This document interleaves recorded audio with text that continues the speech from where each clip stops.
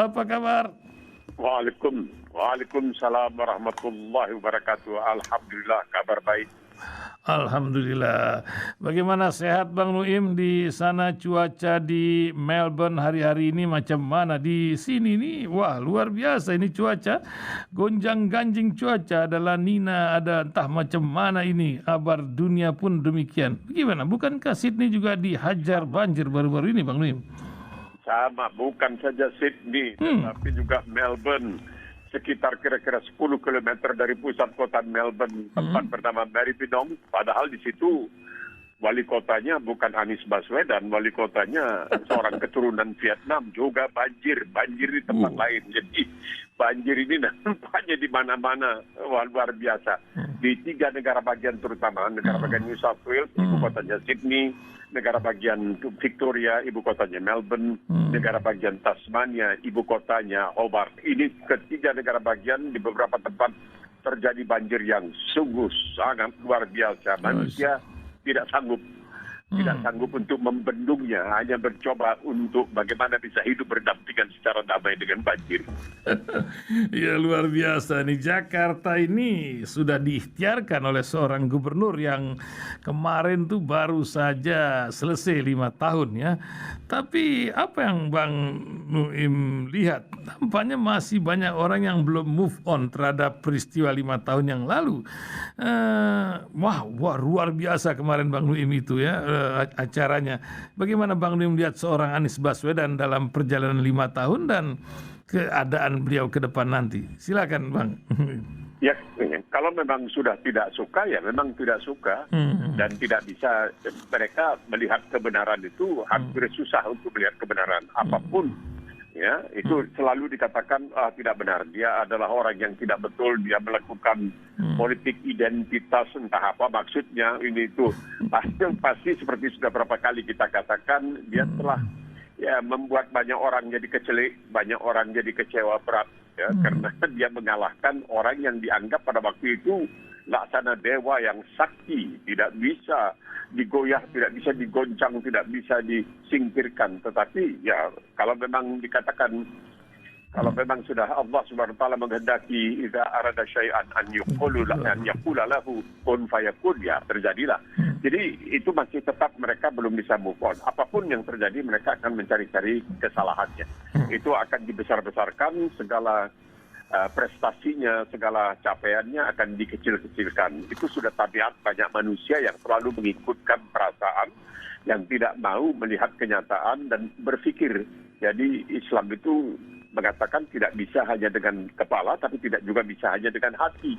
Harus ada rasionalitas. Kalau yang baik, mesti dikatakan baik. Yang tidak baik, mesti dikatakan tidak baik. Jadi jangan diputar balik. Tapi ya, seperti dikatakan juga, medsos terutama banyak sekali yang masih tetap saja menganggap dia korupsi lah, dia begini, dia begitu. Padahal sebuah orang mengetahui kehidupannya yang sangat sederhana.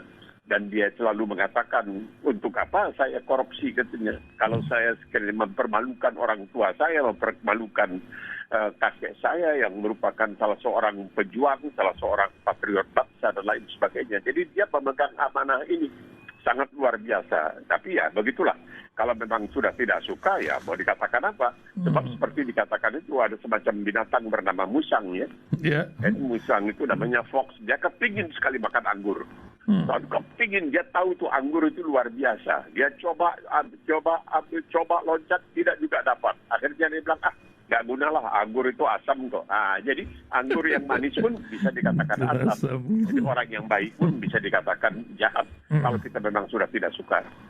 Ya memang luar biasa. Tapi apa strategi penyukaan ini seperti dialami oleh Partai PAN ini yang lebih dulu mengangkat bendera tentang calon presiden ke depan gitu, mendului yang lainnya.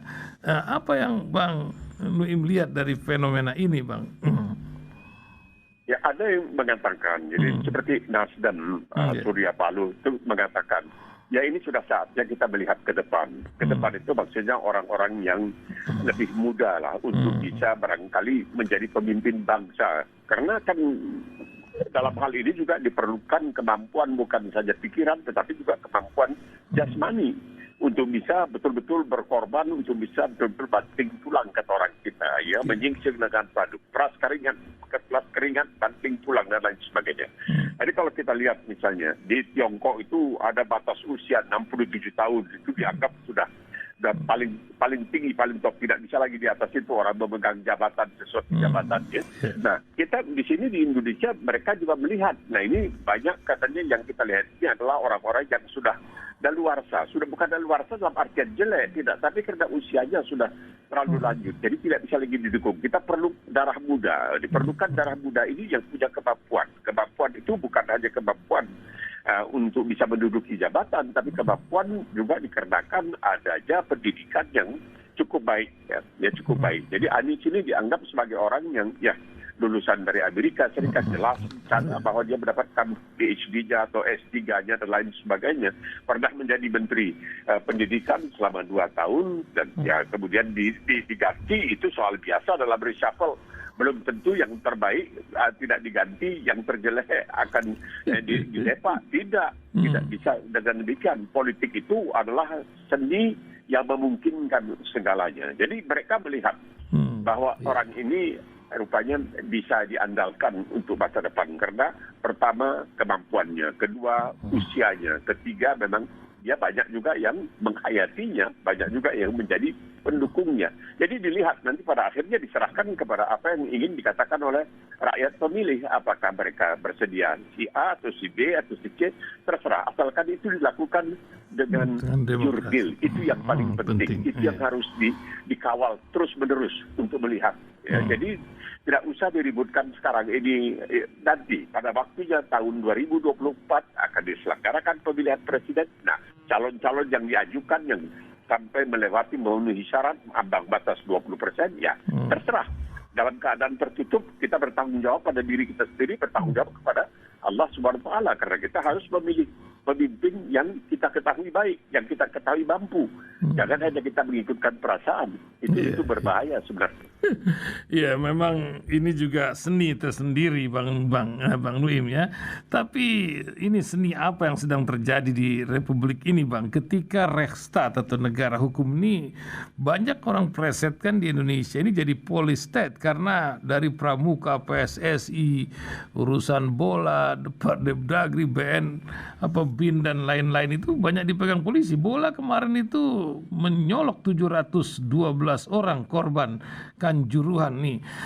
Bagaimana Bang Nuim melihat di tengah gejolak, tambah lagi masalah narkoba, tambah lagi masalah baru lagi kami bacakan berita ini, masalah tambang yang di backup sama polisi ini, menyebabkan Pak Mahfud ini bingung untuk memberikan sebuah cerita di berita Tempo pagi ini. Bagaimana Bang Nuim? Silakan Bang.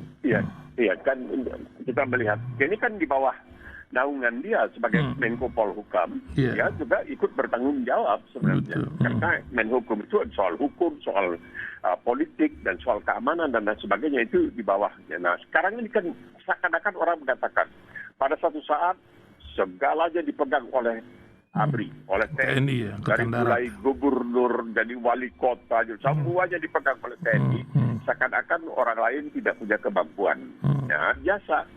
Jadi merasa tersingkir. Saya ingat ada seorang jenderal polisi ketika datang ke Melbourne dan saya berbicara dan dia mengangkat kaki celananya untuk menunjukkan bekas-bekas tendangan dahulu waktu dia latihan jadi polisi, tapi dilatih secara tentara. Dia ingin mengatakan bahwa tentara itu kasar dan lain sebagainya. Begitulah kira-kira dia menunjukkan bahwa kita. Ketika mendapatkan kesempatan, ya begitulah. Seakan-akan mereka takut nanti bisa berganti lagi, mungkin kemudian nanti TNI lagi yang berkuasa, mereka kehilangan kesempatan. Dan ini terjadi dan ini sangat sebenarnya memalukan bagi kita, karena belum lagi selesai persoalan Sambo. Timbul persoalan Inspektur Jenderal Teddy Minahasa Putra. Ini kan baik. Kemudian Kanjuruhan, bahwa di situ juga dikatakan, kalau menurut misalnya sampai hari ini, koran Singapura The Straits Times masih mengatakan bahwa sebenarnya banyak dari mereka yang turun ke lapangan itu bukan untuk melakukan kerusuhan, tapi mereka ingin menyalabi para pemain. Nah, tapi entah bagaimana sehingga terjadi apa yang disebutkan sebagai kerusuhan, anarki, maka perlu ditertibkan dengan menggunakan gas air mata yang sebenarnya tidak diperbolehkan oleh Badan Induk Sepak Bola Dunia, yaitu FIFA. Karena di tempat-tempat lain kalau kita lihat itu mereka biasanya pakai meriam air. Jadi semprotan air untuk membubarkan atau untuk menenangkan apabila terjadi kerusuhan dan lain sebagainya. Dan kita juga melihat, ini menarik, karena kalau sekarang di Australia atau juga di Inggris, di banyak itu kalau ada pertandingan sepak bola, polisi yang ditugaskan untuk pengamanan itu biasanya menghadap ke penonton, tidak menghadap ke pertandingan. Supaya mereka bisa melihat apa yang terjadi di kalangan penonton, bisa dicegah. Jangan ikut nonton ya. Jadi kalau itu bisa dicegah sebelumnya, itu jauh lebih bagus. Dan saya kemudian teringat beberapa minggu yang lalu sebelum kejadian di Malang, itu terjadi di Sydney, di kota Sydney, ada pertandingan. Itu mereka dari puluhan ribu penonton yang hadir, itu ada satu orang kedapatan memberikan tabik, begitu, memberikan hormat dengan cara Hitler. Dengan cara Hitler, cara fasis. Langsung dia ditangkap dan dia tidak diperbolehkan lagi seumur hidupnya untuk menyaksikan pertandingan sepak bola. Jadi dicegah sebelum terjadi hal-hal yang tidak disukai. Itu yang penting. Pencegahan itu lebih baik dari pengobatan, kata orang Inggris. Prevention is better than cure. Ini yang perlu barangkali diperhatikan.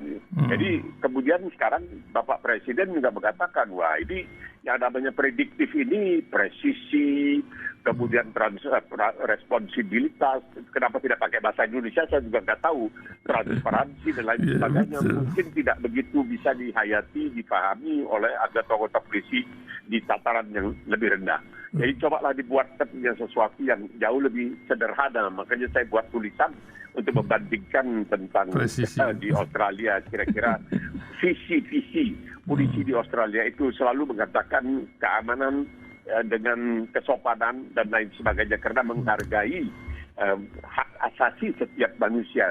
Karena sebelum dia bersalah dikatakan atau diadili atau dinyatakan oleh pengadilan, maka tidak ada orang yang bisa mengatakan dia bersalah. Jadi kita mengharapkan bahwa dengan cobaan-cobaan yang terjadi sekarang ini, kasus Verdi Sambo, kemudian kasus Teddy Minahasa Putra, kejadian di Kanjuruhan di Malang, ini merupakan momentum bagi Polri untuk memperbaiki dirinya. Karena coba kita bayangkan, saya melihat lagi kembali ingin memastikan ketika terjadi masalah Verdi Sambo ini, ada berita itu disiarkan, tapi sekarang kalau kita lihat di Google ada di Indonesia JPNN sebab mempersiapkan, datanglah katanya Kabar Reskrim, seorang komisaris jenderal polisi yang pernah menjadi Kapolda di Sumatera Utara kebetulan, dan dia datang menyambangi Verdi Sambo di rumah dinasnya dengan menggunakan mobil Lexus yang dikatakan harganya 3,3 miliar rupiah. Kemewahan. Jadi Pak Presiden bilang ya ini kan perlu dipertanyakan. Ini saya terus teringat. Pernah ada satuan tugas pabean di Australia ini di Melbourne lah. Satuan tugas itu terdiri bukan hanya dari petugas-petugas pabean, tapi juga di dalamnya dapat misalnya pejabat dari Kementerian Pertanian, karena kan yang memasukkan kadang-kadang menyeluruhkan itu ada sayur-sayuran dan sebagainya, buah-buahan yang berbahaya. Nah ini petugas dari Kementerian Pertanian ini kemudian suka ditengarai kalau dia berlibur ke luar negeri, tinggal di hotel bintang 5, begini-begini. Mereka bilang, gimana ya, ini kan gajinya seperti saya, kok saya nggak mampu.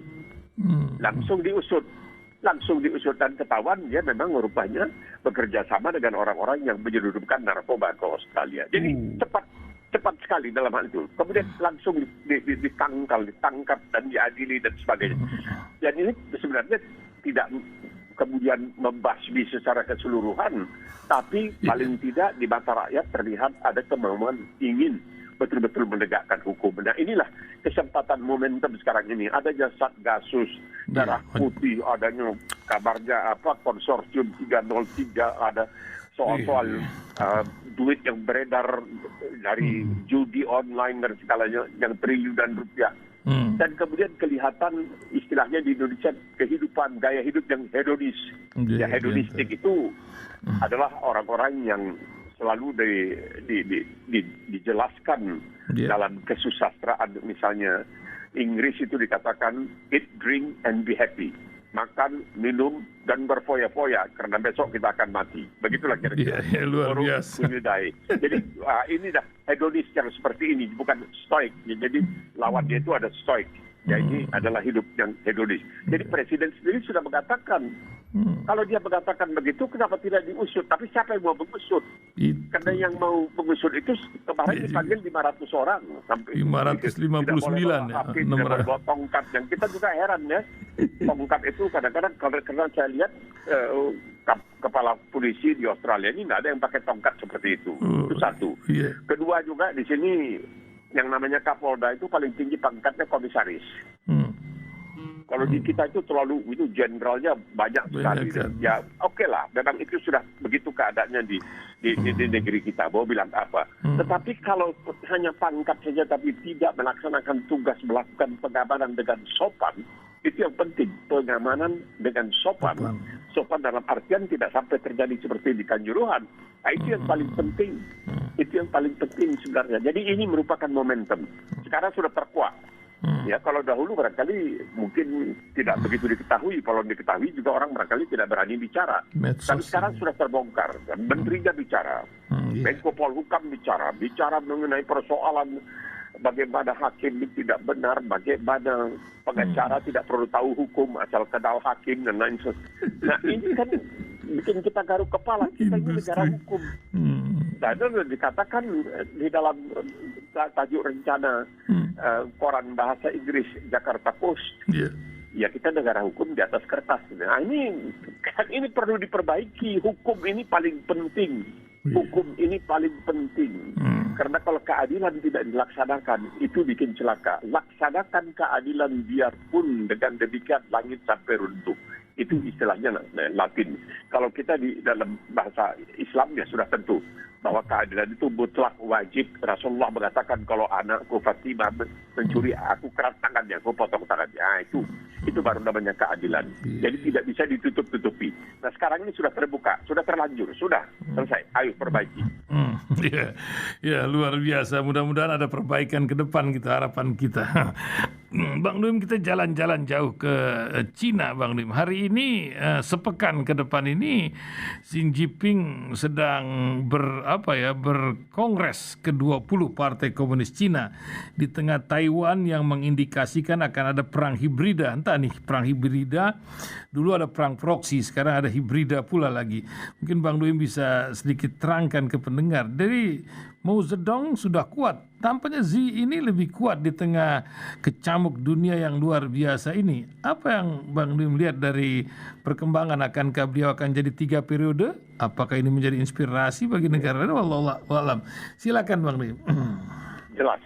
Padahal usia tidak mendukung sebenarnya. Usia dia tidak mendukung. Tetapi kemauan dia yang mendukung selama ini. Di 5 tahun yang lalu ketika dia menyampaikan dalam tanda kutip amanatnya, itu makan waktu 3,5 jam. Kali ini cuma 2 jam. Mungkin karena usia juga. 70 tahun tapi hampir dalam ya. 2 jam itu, dalam 2 jam itu dia mengucapkan kata-kata security atau keamanan dan keselamatan itu sampai 73 kali. 73 kali dihitung orang. Dia mengucapkan perkataan keamanan dan keselamatan.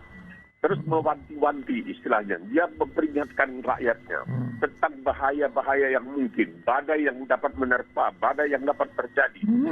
Dan dia juga tetap, ya. Nah, ini pendirian yang harus, apapun yang ingin kita katakan mengenai Xi Jinping, dia memang anti korupsi. Itu yang tahu kita. Dan dia tidak pandang bulu. Hajar semua. Dari katanya 4 juta orang yang diperiksa sejak dia menjadi pimpinan Partai Komunis Cina, jadi presiden Cina, itu sudah 4 juta orang itu lebih katanya yang diperiksa. Dan petinggi-petinggi, menteri kehakiman, kepala security, kalau bersalah ditangkap. Bagian dihukum eksekusi mati, sebagian hukum seumur hidup seperti yang yang baru-baru paling ini. Yeah. Dan itu biasanya diumumkan menjelang Kongres 5 tahun sekali ini.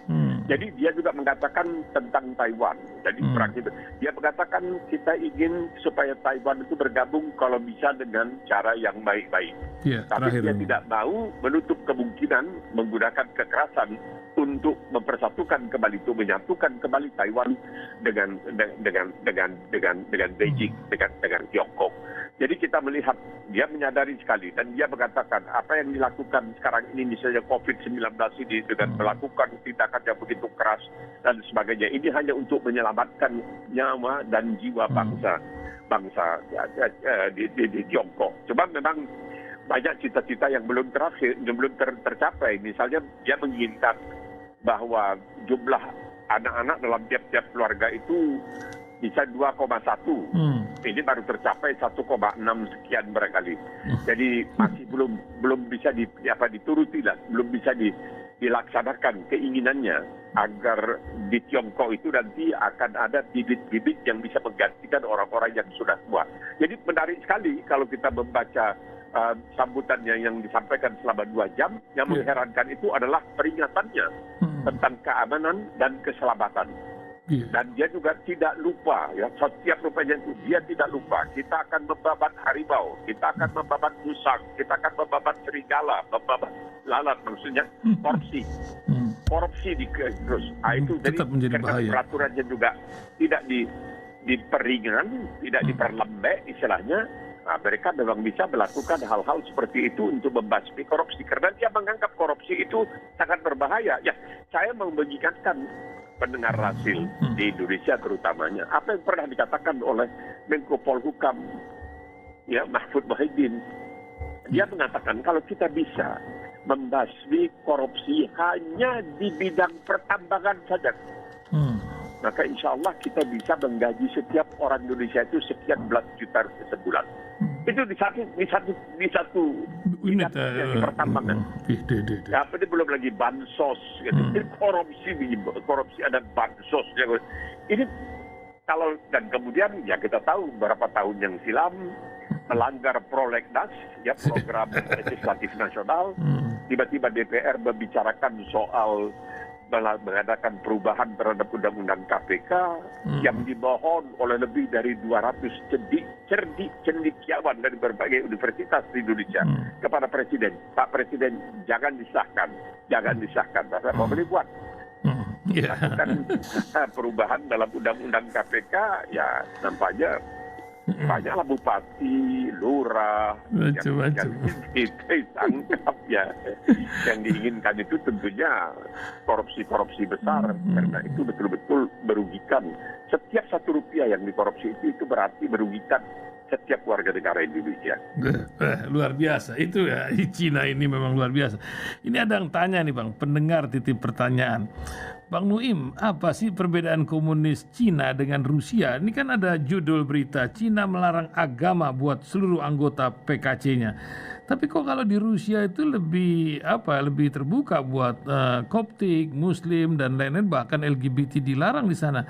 Bagaimana sebenarnya Bang Nuim ini cerita dua komunis ini, Bang?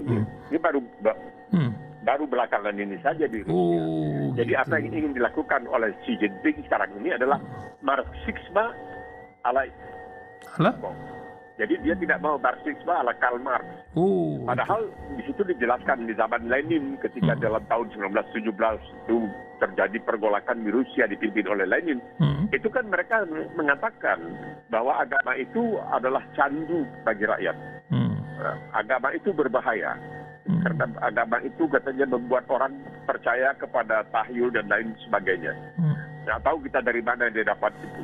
Maka dikatakan agama itu adalah candu untuk rakyat. Nah, kalau di Rusia atau di Uni Soviet pada waktu itu, karena begitu banyaknya negara-negara yang dapat dikatakan sebagai negara Muslim, ya seperti misalnya Tajikistan, Uzbekistan, Kyrgyzstan, itu kan semua negara-negara Muslim. Kita mengetahui misalnya Imam Bukhari itu datangnya dari sana dan sebagainya. Jadi mereka itu lebih hati-hati. Mereka melihat bagaimana di Chechnya perlawanan Chechnya terhadap Uni Soviet pada waktu itu.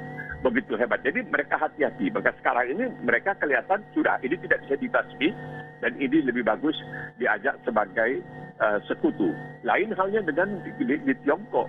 Jadi biar bagaimanapun, nah ini banyak yang mengatakan kenapa Indonesia masuk dalam salah satu anggota Perserikatan Bangsa-Bangsa yang menolak ya, perdebatan mengenai nasib kaum Muslim Uighur ya, kemarin. di Xinjiang di Tiongkok, karena mereka itu katanya kalau saya membaca di sini orang-orang Uighur yang ada di Australia ini, mereka banyak di Australia, mereka bikin restoran dan lain sebagainya.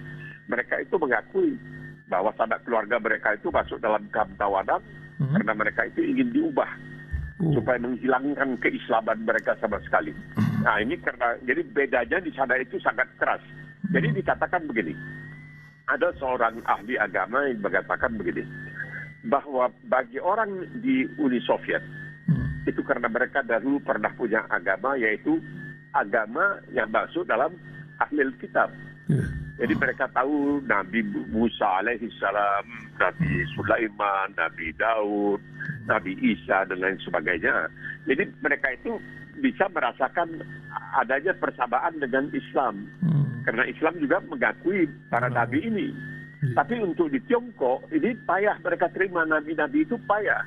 Mereka tidak bisa menerima itu. Jadi Islam itu sebagai sesuatu yang asing, padahal kenyataannya menurut sejarah ketika di zaman Sayyidina Utsman bin Affan itu penguasa Tiongkok meminta bantuan dari Madinah kalau bisa dikirimkan para pelatih tentara ke Tiongkok. Setelah pelatih ini datang ke sana, mereka dibujuk agar jangan kembali ke Madinah, tapi mereka diminta menikah dengan perempuan-perempuan setempat. Kemudian mereka diminta untuk menjadi penasehat dalam bidang administrasi negara. Jadi hubungan itu ada, tetapi dalam hubungan agama itu sulit. Karena mereka tidak punya latar belakang, tidak punya istilah perspektif agama samawat. Nah, di Tiongkok itu tidak ada perspektif agama samawat. Makanya mereka lebih mudah untuk menolak daripada menerima seperti yang terjadi di Uni Soviet dan sekarang Rusia. Ya luar biasa nih urusan terima menerima Bang Nuim ini. Badai cuaca ini bukan hanya menerpa alam, tapi kantong pun diterpa ini. Jerman pun kalang kabut dibuatnya. Dan Saudi ini mempunyai trup permainan catur baru terhadap produksi minyaknya ke depan, mengakibatkan badan ini uring-uringan. Apa yang terjadi di Eropa menjelang musim dingin hari-hari ini, Bang Nuim? Mungkin punya analisa melihat ke sana gitu, Bang Nuim. Payah ya orang Indonesia untuk membayangkan orang tajir kayak begini pusing gitu. Biasa dingin sekarang nih. Sekarang waktu kita bicara betul. Ya, hampir jam 12 di Melbourne. Matahari terang benderang. Matahari terang benderang. Angin hanya sepoi-sepoi. Tapi kita mesti pasang tembiakan juga. Kalau tidak kita ke dalam rumah kedinginan. Gitu. Suhu cuma 17 derajat. Kita sudah terbiasa di Indonesia dengan suhu 35 derajat. Betul. Jadi ketika kita di Indonesia, orang di Indonesia mendengar bagaimana di Jerman ini sampai mereka kembali menggunakan nuklir untuk membangkitkan tenaga listrik disebabkan nanti musim dingin, itu musim dingin di sana lebih dahsyat dari musim dingin di sini. Lihat pakaian setebal apa yang mereka pakai, dan di rumah itu mereka mesti punya pendiangan, kalau tidak setengah mati dinginnya. Masya Allah. Tidak bisa dibayangkan kedinginan itu. Jangankan di sini, bahkan misalnya banyak orang yang di Mekah yang pergi haji ketika musim dingin itu kalang kabut. Saya ingat dahulu ketika orang pergi haji naik kapal, misalnya kapal Gunung Jati dari Indonesia, mereka itu bawa tilam.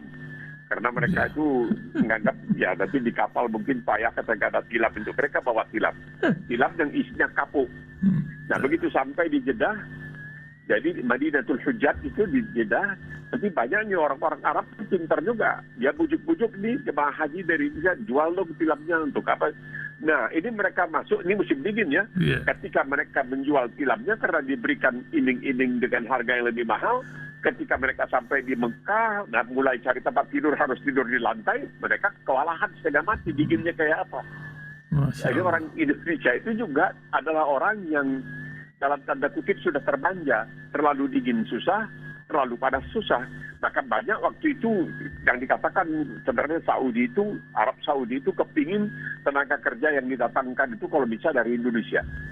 Ya, karena sama Muslim dan lain sebagainya. Tapi kebanyakan tenaga kerja kewalahan karena musim panas ya. Suhunya sampai 47-48 derajat. Musim dingin itu bibir bisa tiba-tiba berdarah begitu saja, dan dinginnya juga cukup ya dingin. Saya sudah mengalami musim dingin di sana. Jadi kita tidak bisa membayangkan tentang panas dan dingin yang ekstrim. Itu sangat luar biasa. Itu sangat luar biasa. Dingin itu, bisa mati beku kita, kata orang. Apalagi di Eropa sana. Kalau tidak, bagaimana bisa ada salju, es, dan lain sebagainya. Sekarang saja, waktu ini kita sedang berbicara sekarang ini, pukul 12 lewat kira-kira 2 atau 3 menit ini di Melbourne, ini rumah-rumah banyak yang pakai pendinginan. Di heaternya dihidupkan dengan gas atau dengan listrik untuk memanaskan rumah, supaya yang ada di dalam rumah itu juga ikut nyaman. Pandai-pandailah mensyukuri nikmat yang tinggal di Indonesia. Mesti begitu kan? Bukan begitu Bang Nim ya? Iya, kira-kira begitu. Salam. Ya, tak terasa 30 menit sudah kita berlalu Bang Nim. Apa yang ingin Bang Nim ingatkan buat seluruh pendengar Radio Silaturahim di akhir kisah bincang kita pagi hari ini Bang Nim? Silakan Bang Nim. Ini kan baru saja ya, kira-kira berapa?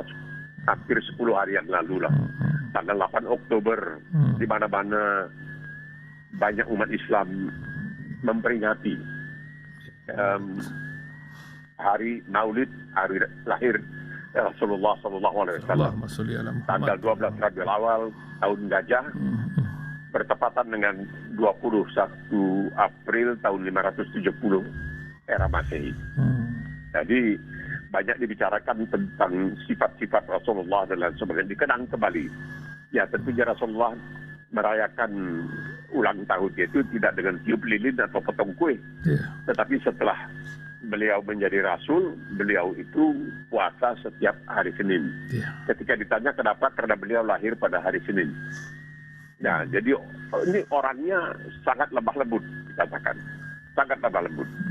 Bayangkan, ketika pada akhirnya terjadi kemenangan ya, Fathu Mekah, bahwa Mekah dibuka kembali. Jadi dialah yang berkuasa di situ. Dialah yang paling berkuasa di situ, di Mekah pada waktu itu. Jadi ketika jaya membuka kembali Mekah, di mana bercokol para pentolan jahiliyah yang telah pernah memboikotnya, menyebabkan pamannya Hamzah tewas, penderitaan yang ditanggungkan oleh istri serta anak-anaknya ketika di Mekah. Orang-orang jahiliyah melancarkan fitnah atas dirinya. Bahkan 3 kali mereka mencoba untuk menaklukkan kampung halaman barunya, yaitu Madinatul Munawwarah, dengan niat akan menyincang mayatnya. Jenazahnya akan dicincang dan dibagi-bagikan, tapi kepalanya katanya mesti diserahkan kepada tentara yang dari Mekah untuk dibawa kembali ke Mekah, untuk ditunjukkan kepada kaum jahiliyah yang lain di Mekah. Inilah dia orang yang merusak agama kita, kata mereka penyembah berhala. Dan kemudian mereka juga mengkhianati perjanjian damai Hudaibiyah. Mereka membantai sekutu-sekutu yang berpihak kepada kaum muslimin. Dan semua ini dihadapi oleh Rasulullah ketika dia berjaya di Mekah. Yang biasanya di kalangan bangsa Arab pada waktu itu, apabila menaklukkan sesuatu pihak, maka kemenangan seperti yang diraih Rasul itu akan disertai dengan apa yang mereka sebut, mereka nyatakan al-yaumu yaumul malhamah, pakai lam, malhamah. Artinya hari ini adalah hari pembantaian. Namun Rasul mengubantangkan sebaliknya dengan menukar hanya satu huruf. Dalam kata malhamah alias pembantaian, huruf lam atau huruf L ditukar dengan huruf ra menjadi marhamah alias pengampunan. Jadi dari al-yaumu yaumul balhamah menjadi al-yaumu yaumul marhamah. Jadi kalau ada yang mau bicara soal toleransi, bicara soal keberadaban, tolonglah belajar dahulu tentang Islam dan dari Islam baru buka mulut. Nah, itu yang diajarkan oleh Rasulullah. Yaumul malhamah menjadi Yaumul Marhamah. Padahal mereka itu begitu jahatnya terhadap diri beliau, terhadap sanak keluarga beliau. Nah, itulah ajaran Islam. Masya Allah, Masya Allah. Terima kasih Bang Nuim sudah membawa sebuah hikmah dan menambah cinta kita kepada Rasul. Semoga kita termasuk orang-orang yang dapat bertemu dengan Rasulullah di yaumil akhir nanti. Insya Allah Bang Nuim. Allahumma salli ala Sayyidina Muhammad. Sukron kasir, terima kasih banyak di pagi hari ini sampai Senin mendatang insya Allah. Assalamualaikum Bang Nuim. Insya Allah. Waalaikumsalam warahmatullahi wabarakatuh.